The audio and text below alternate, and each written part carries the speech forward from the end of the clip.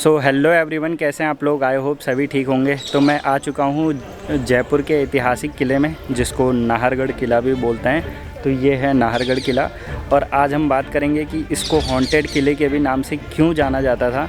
और जैसे हम सबको पता है कि महाराजा माधो सिंह की 9 पत्नियाँ थीं, यानी कि 9 रानियाँ थीं। उनके लिए यहाँ पे महल बनाया गया है, और उन 9 पत्नियों को वो कैसे मैनेज करते थे उसका मैकेनिज़्म भी अंदर है। और यहाँ पे एक और चीज़ है जो कि है rain water harvesting system.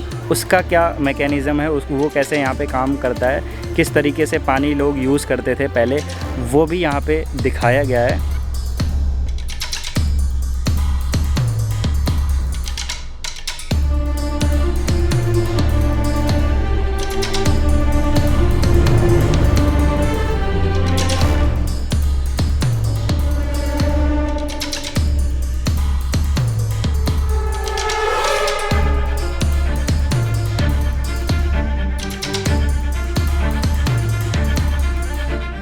Nahargarh किले के मेन एंट्रेंस पे पहुंच चुके हैं। ये एक्चुअली मेन गेट है, जिसको ताड़ी गेट बोलते हैं। और यहाँ पे कुछ बोर्ड लगे हुए हैं। यहाँ पे इंडियन टूरिस्ट का 50 रुपये, और अगर स्टूडेंट हैं तो 5 रुपये, और यहाँ पे 20 भी लिखा है। ये अभी अंदर जाके देखते हैं कितने लगते हैं। बाकी अगर आपको यहाँ पे फ्री एंट्री करनी है तो इन 4 दिन आप यहाँ पे आ सकते हैं। यहाँ पे फ्री एंट्री आपको मिल जाएगी। और अंदर है टिकट काउंटर, तो अभी चल के टिकट वगैरह लेते हैं। बाकी ये आप देख सकते हो, ये है ताड़ी गेट, और मैंने ये टिकट ले लिए। स्टूडेंट की 22 रुपये लगे हैं। यहाँ पे टिकट प्राइस आप देख सकते हो, ये अपडेटेड टिकट प्राइस है। बाकी उधर तो पुराना वाला बोर्ड लगा है, ये है बाकी जो भी। तो बाकी अगर मैं यहाँ के टाइमिंग की बात करूँ तो ये सुबह 10 बजे ओपन होता है और रात को 9 बजे बंद होता है। तो यहाँ पे ये टिकट हमें चेक करवानी पड़ेगी। टिकट चेक करवा के अंदर एंट्री लेते हैं। जैसे ही आप फोर्ट के अंदर आएंगे तो यहाँ पे 2-3 चीज़ें दिखेंगी। यहाँ पे सबसे पहले तो है आपका शीश महल, और वहाँ पे है वैक्स म्यूज़ियम, और एक चीज़ और ये दिखाएंगे जिसको बोलते हैं रॉयल दरबार। तो ये 3 चीज़ों का जो टिकट है वो अलग लगेगा। उसके 500 रुपये लगते हैं अगर आप इंडियन हैं तो। अगर आप इंडियन स्टूडेंट हैं तो आपके 20% डिस्काउंट, यानी कि लगभग 400 रुपये लगेंगे। बाकी इधर ये पुराने ज़माने की बग्गी है, इधर आप फ़ोटोज़ वगैरह क्लिक करवा सकते हैं। इसके कोई चार्जेस नहीं है फ़ोटो वगैरह क्लिक करवाने के। बाकी अगर शीश महल के अंदर जाते हैं और वैक्स म्यूज़ियम के अंदर जाते हैं तो उसके चार्जेस हैं।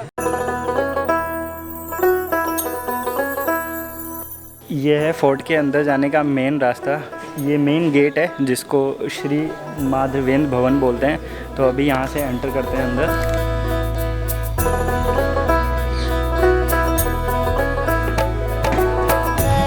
तो फाइनली मैं आ चुका हूँ यहाँ के कोर्टयार्ड में। ये आप पूरा एरिया देख सकते हो, इसको बोलते हैं कोर्टयार्ड। हम सबको पता है कि जो महाराजा माधव सिंह थे उनकी 9 वाइफ थीं, 9 रानियाँ थीं। ये उन्हीं सब के महल हैं, और महाराजा ने इस तरीके से इस महल को बनवाया था कि ये सारे सेम लगें, क्योंकि जो रानियाँ हैं, रानियों को मतलब 9 रानियाँ हैं, आपस में उनके बीच झगड़ा ना हो, इस वजह से ये सेम बनवाया था।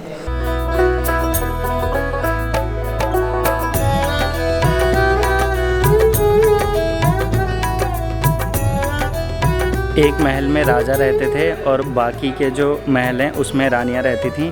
जैसे वो जो महल है ना पीछे वाला, उसमें राजा रहते थे, बाकियों में रानी रहती थी। और जो वो वाला महल है उसमें पटरानी रहती थी। अच्छा, पटरानी और रानी में क्या अंतर होता है? एक्चुअली जो राजा के साथ में सिंहासन पे बैठती हैं उनको पटरानी बोलते हैं। पटरानी इसमें रहती थी, इस वाले में। इस कोर्टयार्ड में जब भी फंक्शन होता था तो जो महाराजा और रानी होती थी तो इस वाली विंडो से वो लोग देखते थे। बाकी ये जो 9 महल हैं इनके भी अलग अलग नाम हैं। जैसे कि इस वाले महल का नाम है सूरज प्रकाश, और इसका नाम है चांद प्रकाश। सूरज प्रकाश, चांद प्रकाश, प्रानंद प्रकाश, खुशहाल प्रकाश, लक्ष्मी प्रकाश, जवाहर प्रकाश, और ये है ललित प्रकाश। इसके अंदर 2 और महल हैं, रतन प्रकाश, बसंत प्रकाश। तो एक महल के अंदर चल के देखते हैं अंदर से महल कैसा है दिखने में। तो जैसे ही आप एंटर करेंगे तो ये तो आपको कुछ एरिया दिखेगा। बाकी यहाँ पे जैसे ही आते हैं तो ये छोटा सा आंगन दे रखा है, ऊपर ये रोशनदान। बाकी ये यहाँ पे ये मेन अट्रैक्शन है, ये रेन वाटर हार्वेस्टिंग सिस्टम का एक पार्ट है। तो रेन का जो भी पानी रहता है यहाँ से सीधे जाके इस महल के बाहर बने हैं बड़े बड़े बावड़ियाँ, तो बावड़ियों में जाके स्टोर हो जाता है।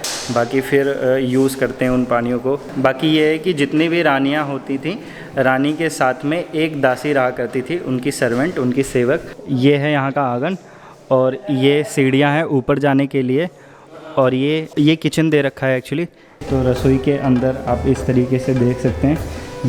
ये थी रसोई पुराने ज़माने की। और आप डिज़ाइन देख सकते हैं कितनी प्यारी है, कितनी खूबसूरत है। ये जो डिज़ाइन है, ये जो पेंटिंग है, इसको 2018 में इसको पेंट करवाया था। ये चिमनी है, आप इधर देखेंगे तो इधर 2 होल दे रखे हैं। तो ये एक बड़ी सी चिमनी है। कबर्ड वगैरह दे रखे हैं। ये लॉक है, खुल नहीं रहा। ये किचन है और किचन के जस्ट सामने है ये स्टोर रूम। स्टोर रूम के अंदर जैसे ही एंटर करेंगे तो यहाँ पे बहुत सारे कबर्ड दे रखे हैं, ये अलमीरा दे रखे हैं, अलमारी है, बहुत सारी सामान वगैरह रखने के लिए। बाकी इधर आवाज़ गूंज रही है।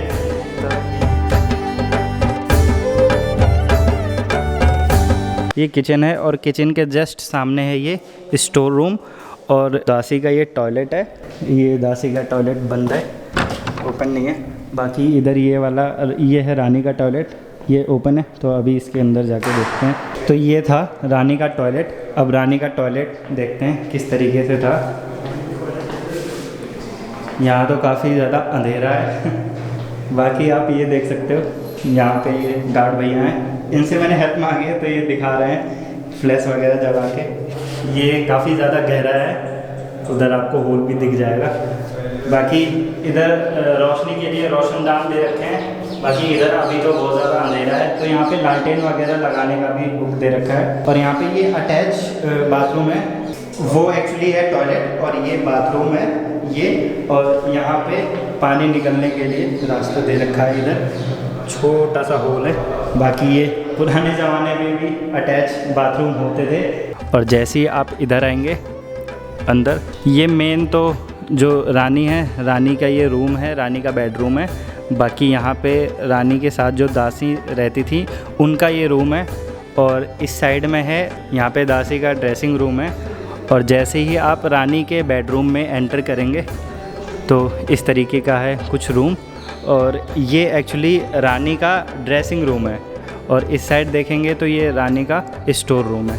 तो ये सेपरेट एक रानी का बेडरूम है।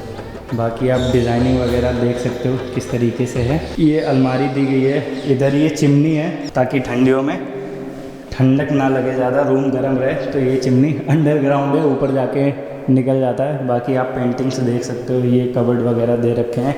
तो ये बेडरूम था महारानी का। बाकी इधर ड्रेसिंग रूम है, किसका? महारानी का। तो ये ड्रेसिंग रूम है। और ये वाला ड्रेसिंग रूम है दासी का। तो दासी पहले रेडी हो जाती थी, फिर उसके बाद इधर जाती थी महारानी वाले ड्रेसिंग रूम में महारानी को तैयार करने। बाकी ये आप देख सकते हो सारी चीज़ें इंटरकनेक्टेड हैं। और इधर ये महारानी के लिए एक स्टोर रूम है। तो इधर तो अभी तो होता रहता है, इधर अंधेरा है। तो ये है रानी का रूम, यहाँ पे रानी रहती थी। बाकी एक इंटरेस्टिंग चीज़ और बताऊँ, जैसे आपने वो कहावत तो सुनी होगी कि दीवारों के भी कान होते हैं, तो वो चीज़ यहाँ से सिद्ध हो सकती है। कैसे, अभी बताता हूँ। ये रानी का बेडरूम है, ठीक है। यहाँ पे रानी सोया करती थी, लेटा करती थी। और ये जो साइड में कुंडा दिख रहे हैं ऊपर, ये 1 2 3 कुंडे, ये एक्चुअली यहाँ पे लकड़ी के जो कपड़े के पंखे आते थे पहले, जो कि ऐसे रस्सी से ऐसे पकड़ के करते थे ना, हवा वगैरह। तो ये उस चीज़ के लिए। बाकी बीच में तो रानी रहती थी और साइड में उनकी जो दासियाँ हैं वो थी। तो जब भी जैसे दासी को इमरजेंसी बात करनी होती थी या फिर कुछ भी, जैसे रानी सो गई, अब आवाज़ में तो बात कर नहीं सकते, तेज़ आवाज़ में वो जग जाएंगी। तो दासी आपस में बात करने के लिए इन दीवारों का यूज़ करती थी। वो कैसे कि जैसे वो दीवार है, उन दीवार पे ऐसे करके आप कुछ भी बोलेंगे तो इस वाले दीवार के कोने पे ऑटोमेटिक सुनाई दे जाएगा। बीच में बात बिना पहुँचे किसी को भी सुनाई नहीं देगा। रूम में कोई भी होगा उसको भी नहीं सुनाई देगा। अभी मैं तो अकेला हूँ तो मैं ये चीज़ करके नहीं बता सकता, लेकिन अगर 2 लोग हों तो वो चीज़ आप प्रैक्टिकली करके भी देख सकते हैं। ये मेन है, यहाँ पे खड़े होके कुछ भी बोलेंगे तो दूसरी साइड वहाँ पे उनको सुनाई दे जाएगा। उधर कान लगाएंगे और यहाँ पे बोलेंगे तो उस बंदे को सुनाई दे जाएगा उधर से। तो अभी ऊपर चल के देखते हैं ऊपर वाला फ्लोर कैसा है। तो ये हैं सीढ़ियाँ, काफ़ी पतली पतली सीढ़ियाँ हैं, और पतली पतली सीढ़ियाँ होने का भी एक राज है, वो अभी ऊपर बताता हूँ। तो फाइनली मैं ऊपर वाले फ्लोर पे आ गया हूँ। यहाँ पे हम सबको पता है कि एक तो ग्राउंड फ्लोर है और एक फर्स्ट फ्लोर है। तो जो ग्राउंड वाला फ्लोर है वो सर्दियों के टाइम पे यूज़ होता था, और जो फर्स्ट फ्लोर है वो गर्मियों के टाइम पे यूज़ होता है। बाकी मैं आ गया हूँ और ये आप देख सकते हो, ये है बेडरूम रानी का। बाकी इधर जो ये जाल आप देख रहे हैं ना, ये हर महल के अंदर ये जाल है, लेकिन ये पानी को सेव करने के लिए, स्टोर करने के लिए ऐसी चीज़ें बनाते थे, ऐसी चीज़ों का उपयोग करते थे। इधर ये टॉयलेट वगैरह बन रखे हैं, अभी ये बंद हैं क्योंकि जो यहाँ के टूरिस्ट लोग आते हैं ना वो यूज़ कर लेते हैं इन टॉयलेट को, तो ये लॉक कर रखा है। तो ये तो अभी मैं जा नहीं सकता। नीचे वाले टॉयलेट खुले थे तो अभी मैंने आपको दिखाया था, यहाँ के तो अभी बंद हैं। बाकी ये है रानी का बेडरूम। पहले ये शीशा नहीं हुआ करता था, यहाँ पे जो टटिया होती है ना, जो गांव में छप्पर वगैरह जिस चीज़ से डालते हैं उसको टटिया बोलते हैं, तो वो यहाँ पे लगी रहती थी और पानी का छिड़काव कर देते थे। तो पूरे दिन ये जो महल है वो ठंडा रहता था। और वहाँ पे भी विंडो है और यहाँ पे बहुत सारी विंडो है, तो क्रॉस वेंटिलेशन का भी सिस्टम है, तो यहाँ पे गर्मी नहीं लगती थी। तो ये जो ऊपर वाला एरिया है ये इसीलिए गर्मी में यूज़ करते थे और नीचे वाले को सर्दियों में।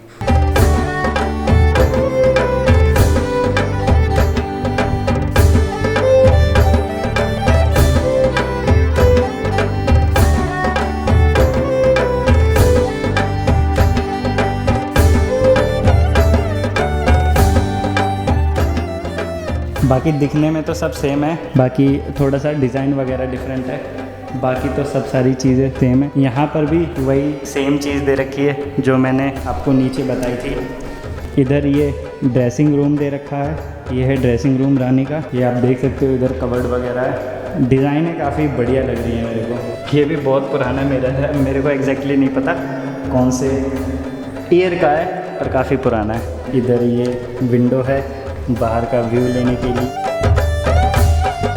और उस साइड वो दासी का रूम हुआ करता था। बाकी ऊपर यही है। तो हम सबको पता है कि महाराजा माधो सिंह की 9 रानियाँ थीं, मतलब 9 रानियाँ थीं, तो आपस में झगड़ा ना हो इस वजह से उन्होंने 9 महल बनवाए थे जो कि बिल्कुल सेम लगते हैं। और दूसरा उन्होंने बनवाए थे यहाँ पे 2 कॉरिडोर, 2 गलियारे, एक को किंग कॉरिडोर बोलते हैं और दूसरे को क्वीन कॉरिडोर बोलते हैं। तो जो क्वीन कॉरिडोर है, रानी वाला गलियारा, वो अंदर से आपस में 9 रानियों पे जुड़ा रहता था, तो एक रानी दूसरे रानी के पास ईजिली चली जाती थी। और जो किंग कॉरिडोर है वो सिर्फ राजा यूज़ करते थे। अगर राजा को किसी भी रानी के पास में जाना होता था तो वो किंग कॉरिडोर के ज़रिए से उस रानी के पास तक चले जाते थे, और बाकी की जो रानियां हैं उनको पता भी नहीं चलता था। तो इस तरीके से ये मैनेज करते थे। तो बहुत ज़्यादा दिमाग लगाया था उन्होंने इसके आर्किटेक्चर पे। तो अब चलते हैं उन कॉरिडोर को देखते हैं कि कौन सा है किंग कॉरिडोर और कौन सा है क्वीन कॉरिडोर, किस तरीके से वो जाते आते थे। और वहाँ जो नीचे किचन मैंने दिखाई थी ना, किचन में जो चिमनी लगी हुई है, ये चिमनी ये है जो ऊपर जा रही है, वहाँ से इसका वेंटिलेशन है। तो ये महल है रानी का, और ये है क्वीन कॉरिडोर, ये आप देख सकते हो, ये इसको बोलते हैं क्वीन कॉरिडोर, और इस तरफ है किंग कॉरिडोर, और ये कुछ इस तरीके से दिखाई देता है। ये आपस में जुड़े हैं, ये भी आपस में जुड़ा है और ये भी आपस में जुड़ा है। तो अब मैं बताता हूँ कि राजा को अगर किसी भी रानी के रूम में जाना होता था तो किस तरीके से जाते थे। ये तो आपने देखा कि ये है किंग कॉरिडोर, ठीक है, और ये है क्वीन कॉरिडोर। मतलब जब भी राजा आते थे, ठीक है, तो सबको पता रहता था कि राजा आने वाले हैं। तो रानी की जो दासियाँ होती थी वो ऐसे दरवाज़ा बंद करके और गेट के पीछे खड़ी रहती थी, ठीक है। एक रानी इधर खड़ी है, अब ये जो दूसरी रानी है, दूसरी रानी की दासी यहाँ पे खड़ी होती थी, ठीक है। तो अगर जैसे ये राजा मान लो आते हैं, ठीक है, राजा इधर से आए और राजा आते हैं, ऐसे खटखटाया, तो जो दासी होती थी ना, दोनों दासी उधर से उधर निकल जाती थी अपना, ये है, ठीक है, इधर से अपना दोनों दासी जो है वो निकल जाती थी। तो अब ये पूरा है क्वीन कॉरिडोर। अब किस रानी के पास वो जाएंगे, ये चीज़ दासी को भी नहीं पता होती थी कि वो कौन से रानी के पास जा रहे हैं तो दासी भी चुगली नहीं कर पाते थे तो ये इंटरेस्टिंग चीज़ है। बाकी ये जो मेरे पीछे आप देख सकते हो ये है राजा का महल, ये यहाँ पे राजा रहते थे। ये जहाँ पे मैं खड़ा हूँ ये ड्रेसिंग रूम है और राजा का ये बेडरूम है। राजा का बेडरूम उधर अभी इसमें होटल बना दिया है क्योंकि ये बहुत बड़ा था। होटल नहीं एक्चुअली रेस्टोरेंट, तो ये रेस्टोरेंट है, बाकी अभी ये बंद है। खुल तो सकता नहीं है, लॉक कर रखा है। बाकी इधर तो हम जा नहीं सकते। ये है राजा का ड्रेसिंग रूम, यहाँ पे राजा तैयार होते थे। बाकी आधे से ज़्यादा चीज़ें तो लॉक कर रखी हैं।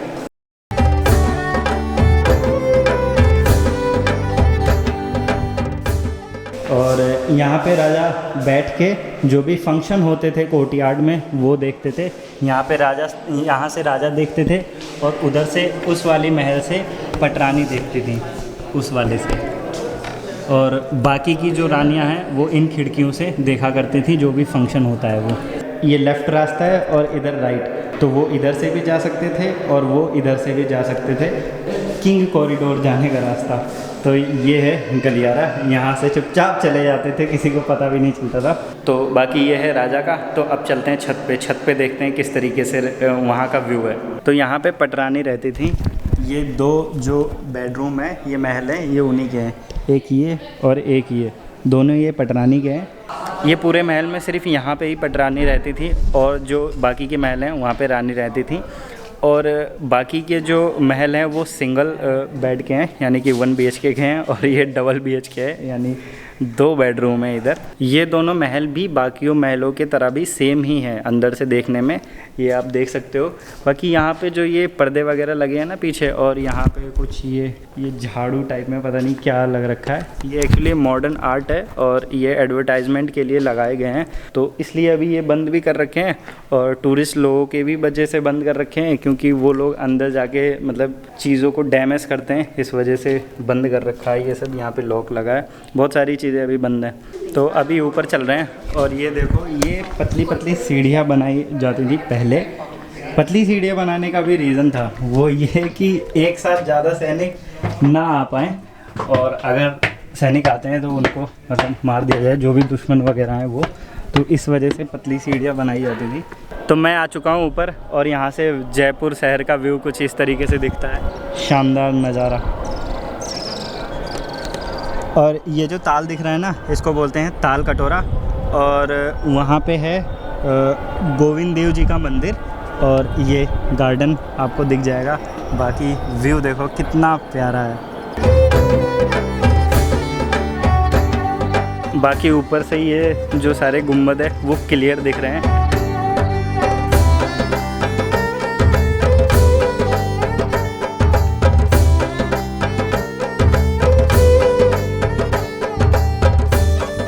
तो अभी तो धूप है क्योंकि मैं यहाँ पे जल्दी आ गया था, तो अभी तो 2-3 बज रहे हैं। तो अभी जब सनसेट होगा तो मैं सनसेट व्यू पॉइंट पे भी आपको ले जाऊँगा। पूरा शहर दिखता है, पूरा जयपुर शहर दिखता है, तो वहाँ का व्यू भी मैं आपको दिखाऊंगा। अभी 2-3 घंटा मेरे को यहाँ पे फालतू में बैठना पड़ेगा, पर कोई बात नहीं, बैठेंगे। ये बसावट देखो, शहर की बसावट किस तरीके से, ये लाइन देख रहे हो, ये वाली सीधे। तो यहाँ साइड में दे रखा है नाहर सिंह जी का टेम्पल। ये रहा, छोटा सा टेम्पल बना है यहाँ।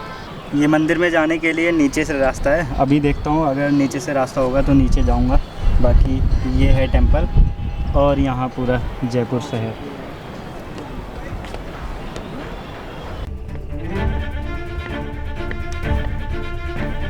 अब मैं आपको ये बताता हूँ कि ये जो नाहरगढ़ फोर्ट है इसको हॉन्टेड क्यों बोलते थे एक्चुअली। और इसका नाम पहले नाहरगढ़ नहीं था, जब इसका निर्माण चल रहा था, जब इसका कंस्ट्रक्शन का काम चल रहा था, तब इस एरिया का नाम था सुदर्शनगढ़।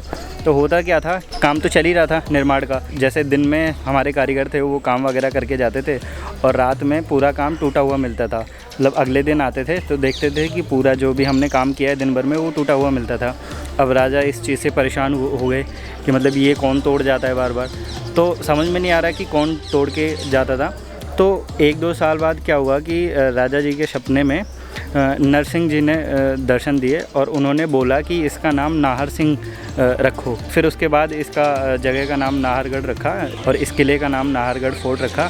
फिर उसके बाद इसका जो भी कार्य है, जो भी कंस्ट्रक्शन का काम है वो संपूर्ण हुआ, पूरा हुआ। और फिर उसके बाद नाहर सिंह जी का टेम्पल भी छोटा सा बना है, इस वजह से इसका जो नाम है वो नाहरगढ़ रखा गया।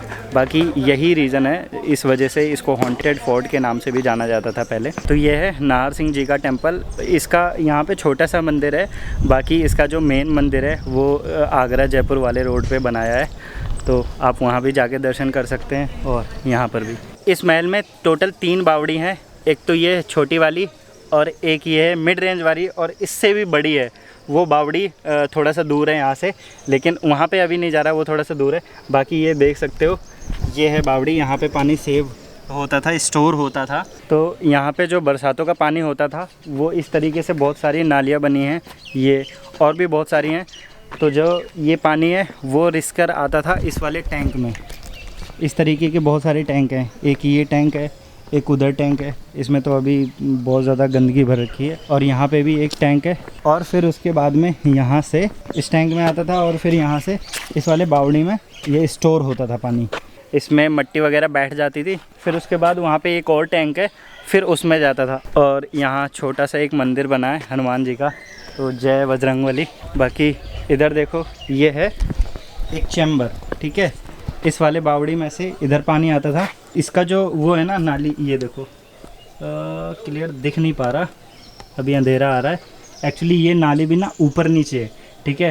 तो जैसे इसमें पानी आता था और जो इसकी मिट्टी इसमें बैठ जाती थी, तो जो साफ़ पानी था वो ऐसे बह के फिर उधर चला जाता था। और ये जो नाली दिख रही है ये वाली, ये आगे चल के धीरे धीरे और ज़्यादा ना ऊपर होती जाती थी, मतलब ऊंची होती जाती थी। प्रेशर ज़्यादा होता था, इस वजह से वो पानी तो चला जाता था और मिट्टी बैठ जाती थी।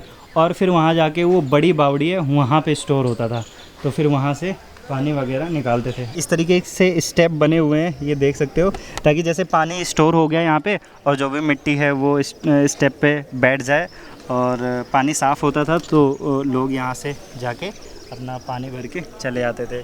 तो ये था यहाँ का रेन वाटर हार्वेस्टिंग सिस्टम। बाकी इस तरीके से काम करता है इसका मैकेनिज़्म। और यहाँ पे पहुँचने के 2 रास्ते हैं। एक तो 16 किलोमीटर, लगभग 16-17 किलोमीटर जयपुर शहर से यहाँ की दूरी है, वो थोड़ा दूर पड़ता है। और एक शॉर्ट रास्ता भी है जहाँ से आप पैदल भी आ सकते हैं और नहीं तो बाइक से भी आ सकते हैं। जो लॉन्ग रूट है वहाँ से तो गाड़ियाँ भी आ जाती हैं, जैसे ये 4 व्हीलर वगैरह सारी गाड़ियाँ उधर से आ जाती हैं। बाकी यहाँ पे ये है पार्किंग, बाइक और कार दोनों पे यहाँ पार्क कर सकते हैं। ये है नाहरगढ़ फोर्ट की पार्किंग।